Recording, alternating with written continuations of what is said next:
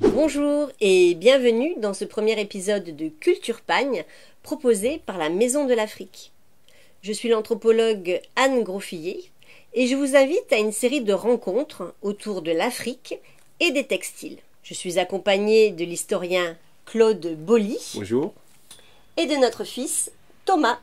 Salut. Mais au fait, pourquoi choisir le textile pour découvrir les cultures africaines? C'est parce que les tissus sont porteurs d'histoire. On pense souvent que l'on s'habille pour se protéger le corps, se protéger du soleil ou du froid, du vent ou de la pluie. Mais en fait, on s'habille pour se couvrir de signes, pour exprimer quelque chose de sa personnalité de manière individuelle ou bien du groupe auquel on appartient de manière collective. Si on cherche l'étymologie du mot texte dans les dictionnaires, on voit que son origine est le mot latin textus, qui signifie tissu ou trame. Exactement. Cela signifie que les textiles sont les premiers textes de l'humanité, la mémoire des peuples. Et donc, à travers cette découverte des textiles d'Afrique, Culture Pagne vous propose de découvrir l'histoire des peuples africains et de leurs rencontres. Aujourd'hui, nous allons parler de la couleur. Car quand on pense à l'Afrique, on pense souvent aux couleurs. À du jaune vif, du bleu éclatant, du rouge très fort, des tenues multicolores. Je suis sûre que vous êtes nombreux à avoir cette image-là en tête.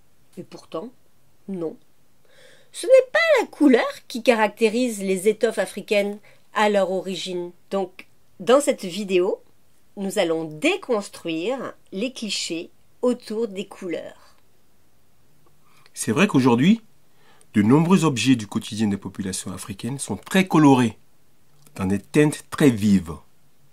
On pense au tissage, au wax, au basin, mais aussi aux bassines, nattes plastiques, aux poupées.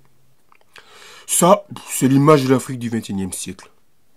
Mais attention, tous ces éléments colorés ont souvent une histoire liée à l'Europe, et aussi parfois à l'Asie. Comment ça? Les couleurs ont toujours existé en Afrique. Dans la nature, avec les arbres, les plumes des oiseaux, les fleurs. Oui, bien sûr. Mais ces couleurs n'étaient pas reproduites dans les productions matérielles, que sont les tissus, les objets utilitaires ou encore les masques. Et donc, il y avait quoi avant? Au Moyen-Âge ou même au 19e siècle? Des matières et des couleurs naturelles. Pas de plastique, mais de la vannerie, de la poterie, des calebasses et dans les textiles, des colorations à base de terre, de plantes, d'écorce, de feuilles. Donc plutôt des teintes écrues, ocre, des bruns, du noir, et aussi de l'indigo, qui est une teinture bleue qui provient de feuilles vertes. C'est un artisanat respectueux de l'environnement qui existe encore aujourd'hui et qui mérite d'être transmis et valorisé. Et les jaunes vifs, les bleus turquoises, les roses fuchsia, ils arrivent comment et par qui? En fait, toutes ces couleurs vives proviennent de colorants chimiques. Et les colorants de synthèse ont été inventés par l'anglais William Perkin. Ah oui, c'était un étudiant en chimie du Royal College of Chemistry à Londres qui voulait éradiquer le paludisme.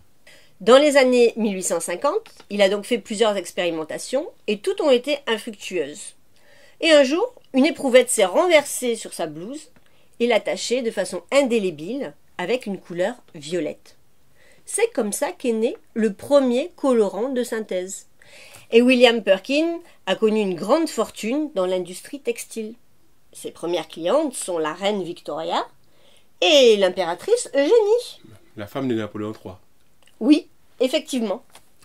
Puis cette couleur devient accessible à un plus grand nombre et s'exporte à travers le monde. Après le violet, toute la gamme du spectre des couleurs sera reproduite avec des colorants de synthèse, et même l'indigo. Les artisans africains vont donc les incorporer dans leurs étoffes et associer ces couleurs à des savoir-faire anciens. Donc en fait, tu veux dire que c'est important de comprendre que les textiles africains, tels qu'on les connaît aujourd'hui, pleins de couleurs, n'ont pas toujours existé. Exactement. Ils se développent à un moment précis de l'histoire. Il faut donc faire attention à ne pas avoir une vision intemporelle d'une Afrique hors du temps. D'autre part, parler des textiles du continent africain, c'est évoquer les rapports, les relations entre les différents peuples africains, bien entendu, mais aussi les relations avec les autres parties du monde, que ce soit l'Europe, l'Asie ou encore l'Amérique.